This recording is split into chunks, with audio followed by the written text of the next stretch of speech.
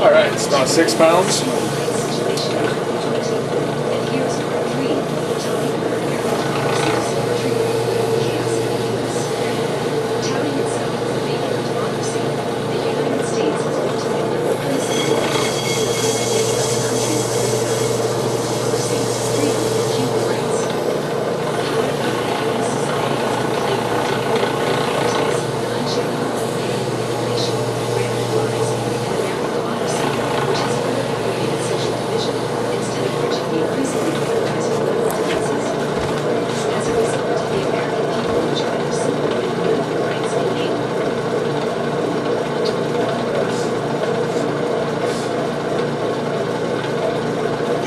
Actually strengthen the field by working those together, pulsing at the same time, like rotors pulse, magnets as they pass their pulses pulse at the exact same time, and they pick up a lot more efficiency and efficient too.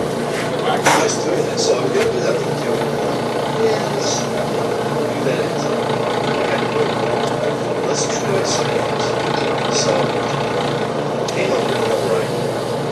This is governor. And but interestingly enough, you can see this one. You can see these two light up and then these two light up. And what this is it's working with the positive negative phase of the cycle. These two,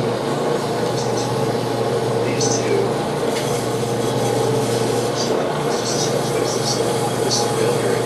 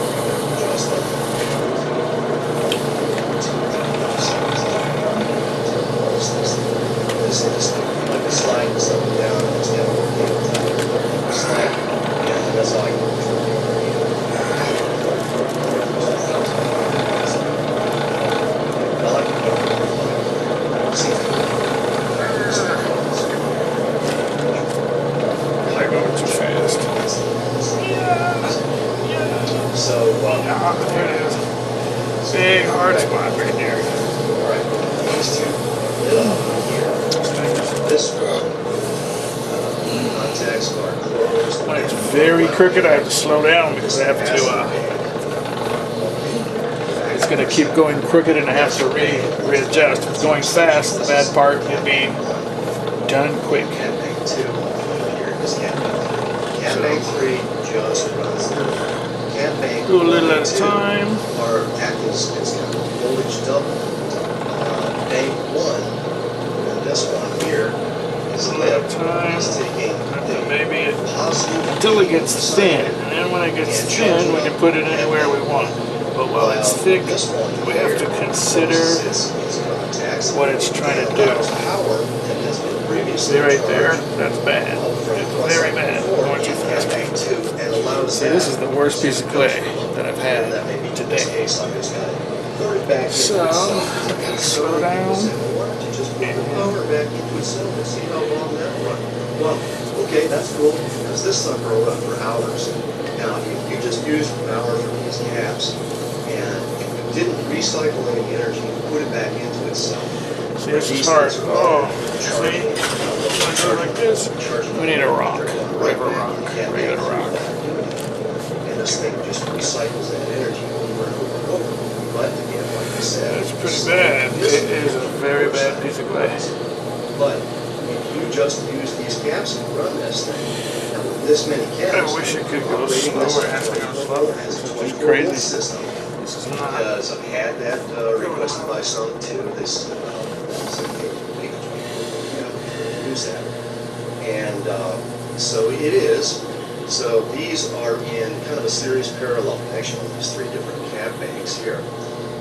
And so what happens is when you put capacitors in series, it's not like putting batteries in series or even parallel, because these are measured in amp hours. Capacitors are measured in farads. They're two totally different ways of measuring the stored energy.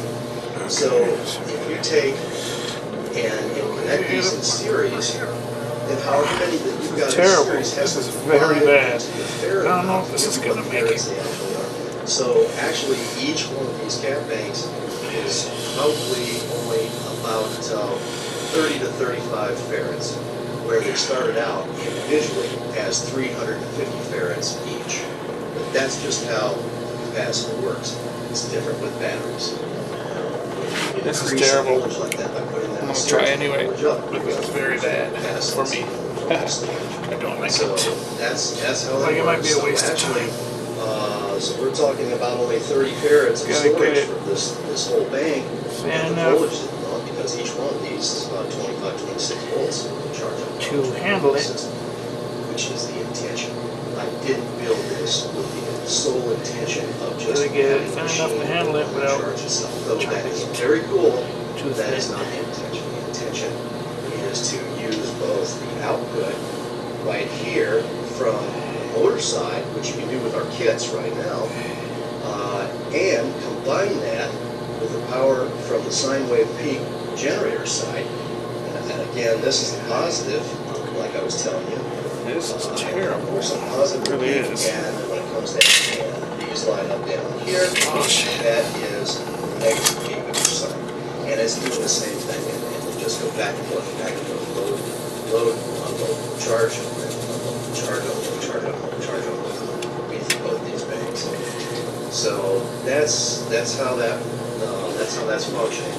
I call this thing the Q2 simply because, like I said before, I just brought two of the chargers together. But it's now that each of them are engaged in the operation of what they do from the highly efficient motor side to the sine wave peak generator on the other side. Because the idea of that is you want this thing, if it's running at 500 RPM, when you engage this in 52 big coils, it would just a standard generator, this thing would come to a stop. It wouldn't rotate. It would taking off that peak power off the sine wave from the bottom to the top of the Rock this thing against doesn't- the you want to red rock. inside. If it slows it down at all, maybe it's 5 RPM or 10 RPM.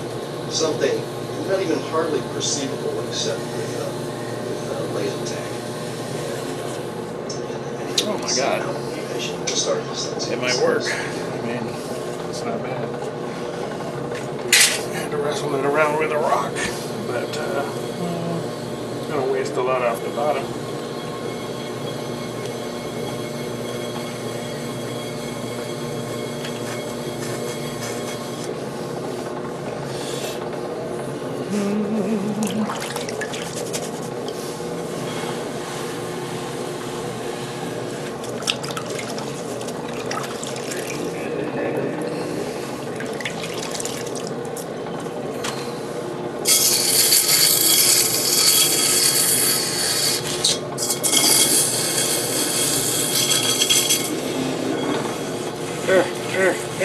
It's stuck on there pretty good.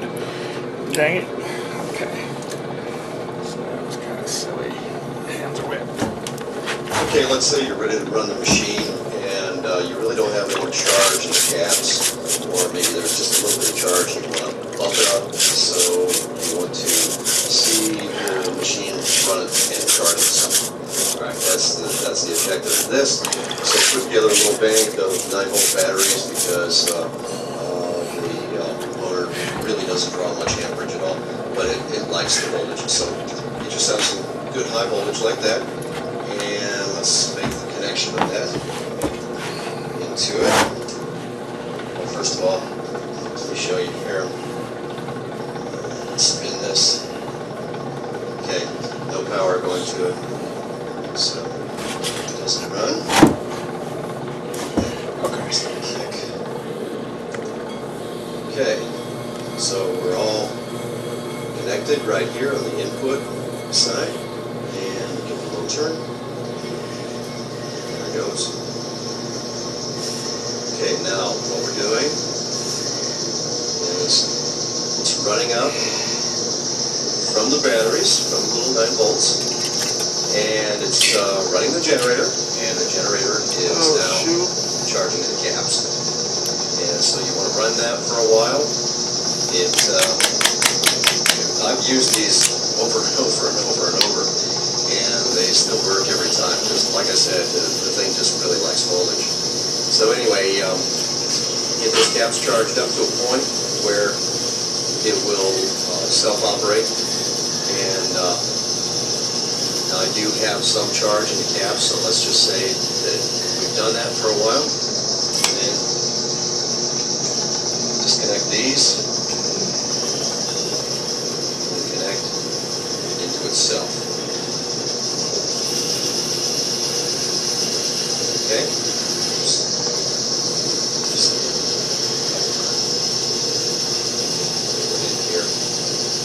Disconnected these, connected these lines coming out of the Cat Bank 3 into the system. Okay. See what else we got. Now it's running and charging itself.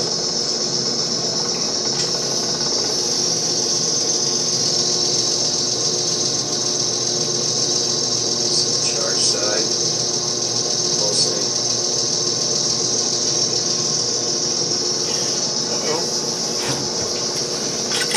Pressure down there. So you want to speed it up. I have to.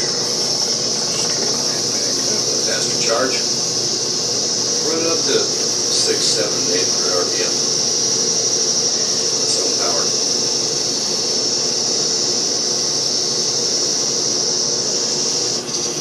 Okay, now it's running and charging itself. What we're going to do here in this test is I'm going to show you how it will operate a resistor load.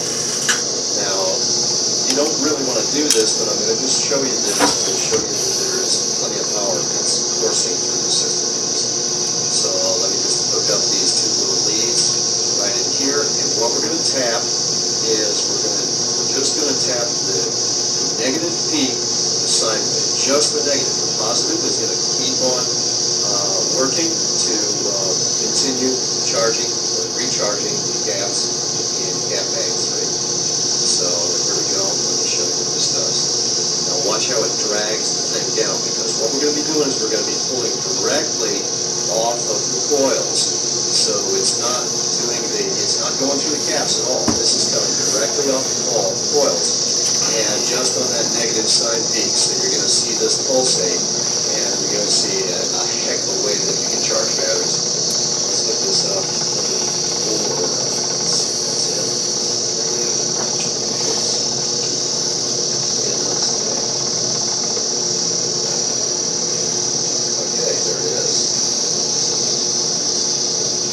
Hear the generator come down. It's so doggone bright. It's only a 25 watt bulb, but it gets so bright that I'm afraid that the filament is just going to melt. Oh no. So there's You're going to have little pieces of clay and they turn dry. Recharge, Cat Bank 3 with the positive They side. get stuck in here, they mess the whole thing up. Resistive load So you directly gotta off the coils. keep your hands either Not wet the or intention dry, of this machine. not This machine is intended to half and half. convert energy in a very, If they're very dry, you need efficient to get all way the chips to charge other devices that will out of power the everywhere so that it's they not don't designed get stuck in the clay. power the electric directly off these coils, so it will. And if you can, I don't know if the camera is picking that up. If you can see the pulsing. Does that show? I don't know. It's pulsing. And that's just half of the phase, of the sine wave phase. So when you combine, both the positive and negative, it would be a lot smoother light. Unfortunately, there's so much power that it would probably, again, melt that filament. Because I'm going to show you how each phase of the sine wave will produce over 100 volts. Okay. Okay, this next demonstration is kind of neat. This is one of the same motors that I used from the Stargate project. So this is not going to be as big as the others because it gave me a lot of trouble. And what I've done is So it has many weak spots, so I can't stretch it too far. I find out how far I can stretch it. Output is generally used. It has more problems than both of the other ones. And I'm not going to run the machine, but I'm going to show you what this does. Let me just spin it by hand. Let me show you here. Okay, here. If I stop it, it stops. Spin it.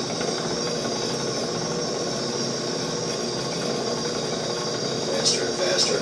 Okay, now that's what it's doing when this machine is running itself and recharging Cat Bank 3. You hear the power going to that thing. It's like it's like full torque. Oh, it's stuck. There.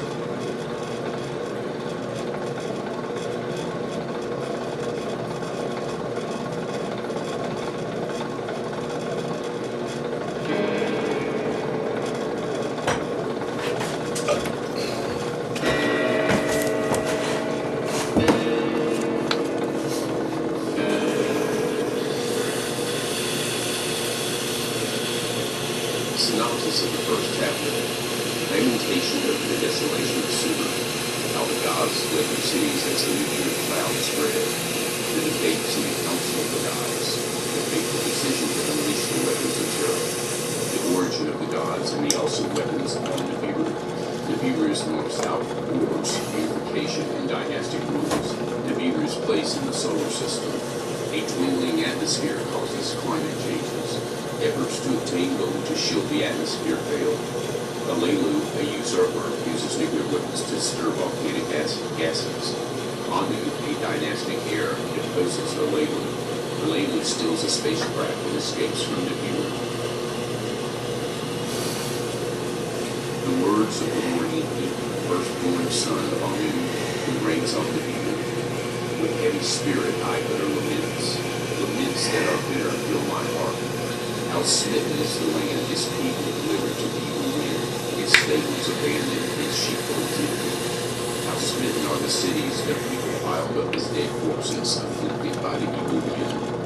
How smitten are the fields, their vegetation withered, touched by the evil wind. How smitten are the rivers, nothing swims anymore, their sparkling waters turned into poison. Of its black Sumer is empty, the dawn is all light. Of its cattle and sheep, Sumer is empty. Silent is the hum of churned milk. In its glorious cities, only the wind howls. Death is the only smell. The temples whose heads to heaven arose by their gods have been abandoned. Of lordship and kingship, command there is none. Scepter and Tarara are gone. On the banks of the two great rivers, once lush and life-giving, only weeds grow. No one treads the highways, no one seeks out the roads. Flourishing Sumer is like the family desert. How smitten is the land, home of the gods and men. On that land a calamity fell, one unknown to man. A calamity that mankind had never seen before, one that could not be withstood. On all the lands from west to east, a disruptive end of terror was placed. The gods in their cities were helpless as men. An evil wind, a storm born in a distant plain, a great calamity walked in its path. A death-dealing wind born in the west, its way to the east has made its course set by fate. A storm devouring as the deluge, by wind and not by water, a destroyer. By poisoned air, not tidal waves overwhelming. By fate, not destiny, was it engendered. The great gods, in their council, the great calamity had caused. By Enlil and Nitparzag, it was permitted. I alone, for a halt, was beseeching. Day and night to accept what the heavens decree I argue to no avail. I heard of Enlil's warrior son and their gall, my very own son, poisoned weapons in the great plain yet unleashed. That an evil wind shall follow the brilliance, we knew not. They now fly madly. that a death-killing storm born in the west its course to the east shall make, who can foretell the gods now both behold. In their holy cities the gods stood disbelieving as the evil wind toward Super made its way. One after another the gods have left their cities, their temples abandoned to the wind. In my city Eridu, as the poison cloud approached, I could do nothing to stop it. I escaped to the open steppe to the people I gave instructions, with thinking to spouse the city I abandoned. In his city he burned, the place of the bond of heaven and earth, and Lil could do nothing to stop it. The evil wind against the earth on rushing. In his celestial boat, Lil and his spouse hurriedly took off. In Sumer's city of kingship, Ninar, his father and Lil from the pride. In the place of temple that to heaven in 7 steps rises, Ninar, the hand of fate refused to love. My father, who begot me, great God, who to her had granted kingship, the evil wind away, Ninar. Great God, who decrees the fates, let and his people be spared, her praises to continue, Ninar. And Lil answered his son Ninar, no, son, your wondrous city kingship was granted. Eternal reign it was not. Take hold of your spouse, Lingal, flee the city, even I who defeats fates, its destiny I cannot bend. Thus did in Lil my brother speak, alas, not the destiny it was. A calamity no greater, since the deluge gods and earthlings had befallen, alas, not a destiny it was. The great deluge was destined to happen. The great calamity of the death-dealing storm was not. By the breach of a vow, by a council decision it was called, by weapons of terror was it created. By a decision, not destiny, were the poisoned weapons unleashed. By deliberation was the law passed. Against Marduk, my firstborn, did the 2 sons destruction to Surat. Vengeance was in their hearts. Ascendancy is not Marduk's to grasp. It Lil's firstborn shouted, with weapons I shall oppose him, Ninurta said. Of people he raised an army, Babili as Earth's navel to declare, Nergal, Marduk's brother, so shouted. In the council of the great gods, words of him were spread. Day and night I raised my opposing voice, peace I counseled, with pouring haste. For the second time the people had raised his heavenly image. Why does opposing continue? I ask in pleading. Have all the mysteries been checked? Did not the arrow of Marduk in the heavens arrive? I once more inquired. Nicosia, my very son, other signs of heaven cited. His heart, I knew, Marduk's injustice to him could not forgive. And art and Lil on earth born was unrelenting too. Marduk, my temple in your city, his own abode made, so he said. Ishkur, in Lil's youngest, punishment demanded in my lands to war after him the people he made, he said. Utu, son of Nanar, and Marduk's son, Nabu, his wrath directed, the place of the celestial chariots he tried to seize. Inanna, when Utu was furious of all, the punishment of Marduk for the killing of her beloved Dumuzi she still demanded. And in Arzak, mother of gods and men, her gaze diverted. Why is not Marduk here, she only said. Gibel, my own son, with gloom replied, Marduk has all entreaties put aside. By the signs of heaven his supremacy he claims. Only with weapons will Marduk be stopped. Ninurta in Lil's firstborn shouted. Utu, about protecting the place of the celestial chariots, was concerned. In Marduk's hands it must not fall, so he said. Nergal, lord of the lower domain, ferociously was demanding, let the olden weapons of terror for obliteration be used. At my own son I gazed at his relief, for brother against brother the terror weapons kept him orange true. Instead of consent there was silence. In the silence Lil opened his mouth. Punishment there must be, like birds without wings, the evil rulers shall be. Marduk and Nabu, us of heritage are depriving. Let them of the place of the celestial chariots be deprived. Let the place be scorched with the wind, Ninurta shouted.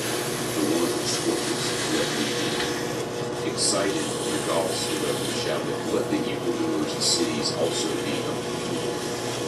The sinning cities let me obliterate, let the annihilator my name thereafter be. The earthlings by us created must not be harmed, the righteous with the sinners must not be perished," I forcefully said. In Harzag, my creating helpmate was consenting. The matter is between the gods alone to settle. The people must not be harmed. Anu, from the celestial abode to the discussion was giving much heed.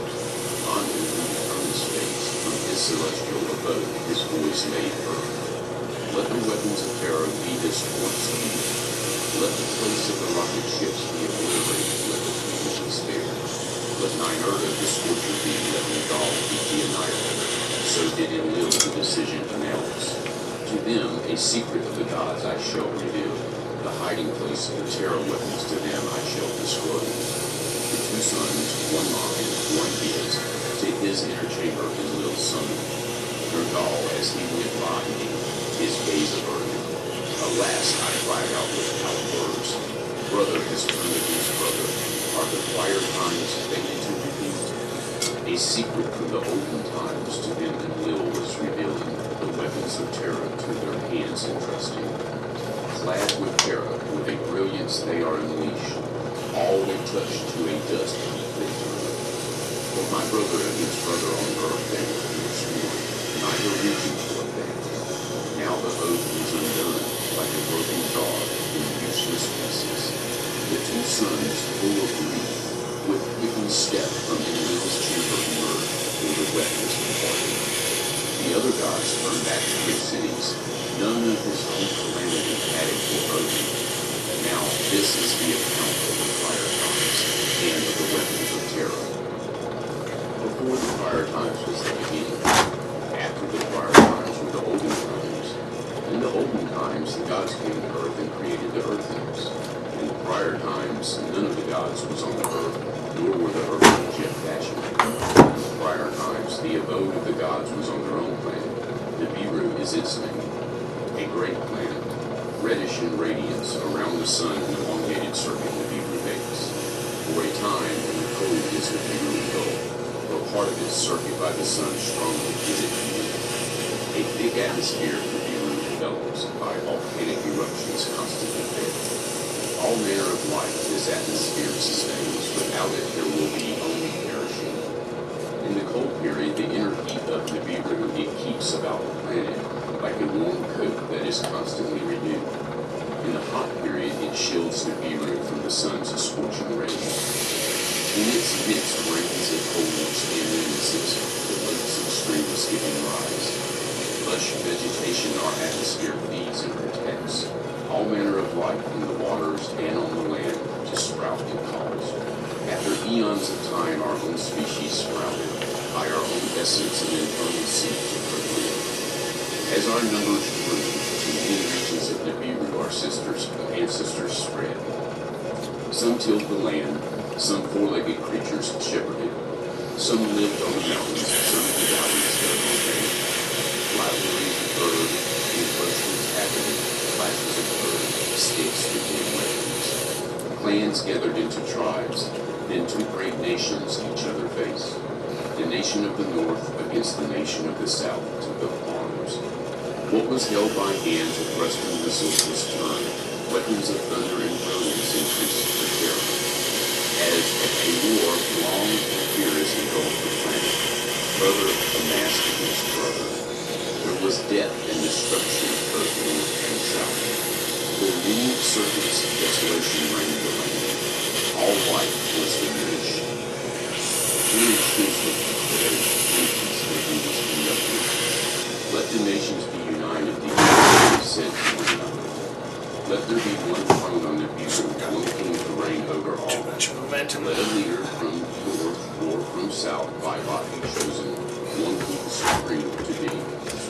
If he be from north, let south choose a female to be his spouse, as equal queen to reign alongside. If by lot a south male be chosen, let the north's female be his spouse. Husband and wife let them be, as one flesh to become. let their firstborn son be the successor. Let a unified dynasty thus be formed, unity on the kingdom forever to establish. In the midst of the ruins, peace was started. North and south by marriage were united. The royal throne into one flesh combined, an unbroken line of kingship established. The first king after peace was made, a warrior of the north he was, a mighty commander. By lots, true and fair was he chosen. His decrees in unity were accepted. For his abode he built a splendid city, a gate, Unity Kingdom was its name. For his reign a royal title he was granted. On it was. The Celestial One was its meaning. With strong arm order in the lands he reestablished. Laws and regulations he decreed. Governors for each land he appointed. Restoration and reclamation was their foremost task. Of him in the royal annals, thus it was recorded. On the lands unified, peace on the Biru he restored. He built a new city, the canals he repaired. Food to the people he provided. There was an abundance in the lands. For his spouse, the south, a maiden he had chosen. For both love and warring she was noted. Antu was her royal title. The leader is An's spouse, the given name cleverly ending. She bore On 3 sons and no daughters. The firstborn son was by her name Antu. By On a solid foundation was its meaning. Alone on the throne he was seated. A spouse to choose was twice postponed. In his reign, concubines were brought into the palace. A son to him was not born. The dynasty thus begun was by the death of Anki disrupted. On the foundation no offspring followed. The middle son, though not the firstborn, the legal heir was pronounced. From his youth, one of the 3 brothers, Ib, by his mother, was lovingly called. The one in the middle, his name did mean. By the royal annals, Amid, he is the fierce name. In kingship celestial by generations, the one who is An's son, the name signified. He followed his father On his and by count he was the third generation. The daughter of his younger brother he chose to be his spouse. Yenid, she was called the Lady of Good. The son, Yenid, by Yenid was born the successor on the throne he was, born by the count of the kings. By the royal name and Shardal, he wished himself to be known. An's prince whose praise of his spouse, a half-sister, Jehu, was equal. Knowledge and understanding were his chief ambition. The ways of the heavens he assiduously studied. The great circuit of the kingdoms studied. His grief was sharp, his pursuit. As 1 year of the Biru was commenced, by it the royal ranges to be numbered and recorded. The Shar, to the 10 portions he divided, 2 festivals were thereby he pronounced. When nearest to the sun's quarters, a festival of the north was celebrated. When to his far abode, Nibiru was distanced, the festival of fools was decreed. Replacing all olden festivals of tribes and nations, beginning by the people which he was established. Laws of husband and wife, sons and daughters, by different degree he established. Customs from the first tribes he proclaimed for the whole land. From the war, females greatly outnumbered males. Decrees he made 1 male to have more than 1 female per number. By law, 1 wife as official spouse to be chosen, first wife to be called. By law, the firstborn son was his father's successor. By these laws, confusion soon came about.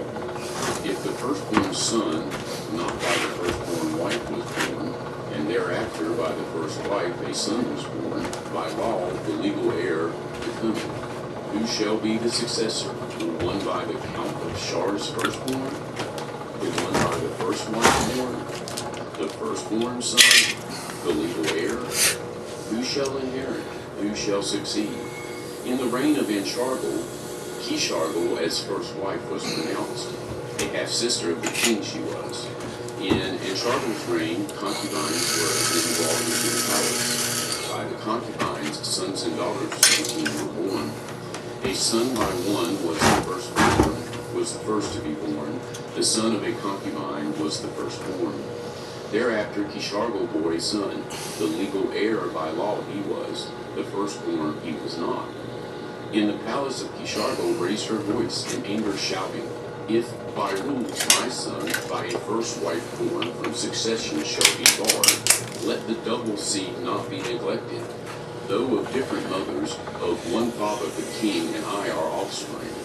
I am the king's half-sister, of me the king is half-brother. By that my son the double seed of our father amid possesses. Let henceforth the law of the seed, the law of the spousal overpower. Let henceforth a son by a half-sister, whenever born, above all other sons rise to succession." And Shargil contemplated the law of the seed embraced with favor. Confusion of spouse and concubines, of marriage and divorce, it would be avoided. In their council, the royal counselors, the law of the seed for succession adopted. By the king's order, the scribes the decree recorded. Thus, the next king by the law of the seed for succession was proclaimed. To him, the royal name Anshar was granted. Fifth on the throne he was. Now this is the account of the reign of Anshar and the kings who followed. When the law was changed, the other princes were continued. Works there were, rebellion there was not.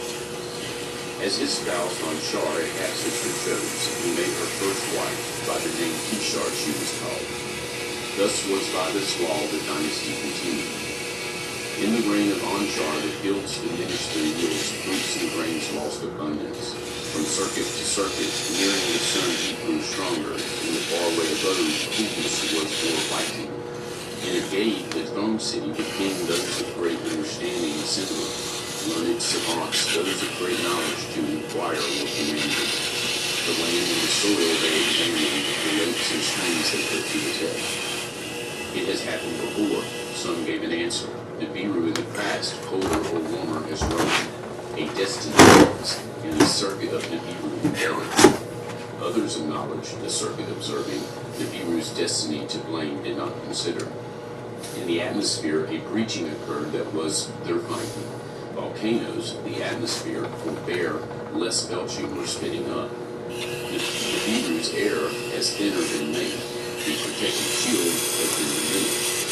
In the reign of Anshar and Kishar, pestilences made an appearance, toil could them not overcome. Their son, Inshar, in the throne ascended, of the dynasty the sixth Udals, lordly master of the Shar, the name which signifies. With great understanding he was born, with much learning he mastered much knowledge. To remedy the afflictions, ways he sought, of Nibiru's heavenly circuit he made much study. In its loop of the sun's family, 5 members in reference, planets of dazzling beauty. For cures to the afflictions, their atmospheres, he calls to be examined. To each he gave a name. Ancestral forefathers he honored. As heavenly couples he them considered. On and on to the twin-like planets, he called the first 2 to be encountered. Beyond Nibiru's circuit were Anshar and Kishar, in their size the largest. As a messenger, Gaga, among the others, coursed, sometimes first and to me. 5 in all were Nibiru's heavenly greeters, as the sun encircled. Beyond, like a boundary, the hammered bracelet the sun encircled. As a guardian of the heavens, forbidden region with havoc protected. Other children of the sun, 4 in number, from intrusion the bracelet shielded. The atmospheres of the 5 greeters Inshar set out to study. In its repeating circuit, the 5 in Nibiru's room carefully were examined. What atmospheres they possessed by observation of the celestial chariots intensely were examined. The findings were astounding, the discoveries confusing. From circuit to circuit, Nibiru's atmosphere, more breaching suffered. In the councils of the learned, cures were avidly given. Ways to bandage the wound were urgently considered. A new shield to embrace the plan was attempted. There we go. I'm not going to go too Thrust far up back into to the it. ground came That's down. it. In the councils of the learned, the belching That is. volcanoes were studied. The atmosphere by belching volcanoes having been created is ruined by their diminished belching at 10 inches wide, Let with invention new 18 belching inches occur. high. Let volcanoes spew again. One savant's group was saying. How the feat to achieve, with what tools more belching to attain, none the king could inform. In the reign of Inshar, the breach in the skies grew bigger. Rains were withheld, winds blew harder, springs from the depths did not arise. In the lands there was an accusation, the breasts of mothers were dry. In the palace there was distress, and an accusation therein took hold. And his first wife, Inshar, a half-sister, did espouse, by the law of the sea abiding. Inshar she was called, mother of the Shars, the lady. A son she did not bear. By a concubine to Inshar a son was born, the firstborn son he was. By an Inshar first wife and half-sister a son was not born. By the law of succession the concubine's son the throne ascended, the seventh to reign he was. Duru was his royal name, in the dwelling place fashioned was its meaning. In the house of concubines, not in the palace, was he indeed conceived. As his spouse, a maiden from his youth beloved, Duru chose by love, not by seed, a first wife he selected. Dauru was her royal name. She who is by my side was the meaning. In the royal court, confusion was rampant. Sons were not theirs, wives were not half-sisters. In the land, suffering was increasing. The fields forgot their abundance. Among the people, fertility was diminished. In the palace,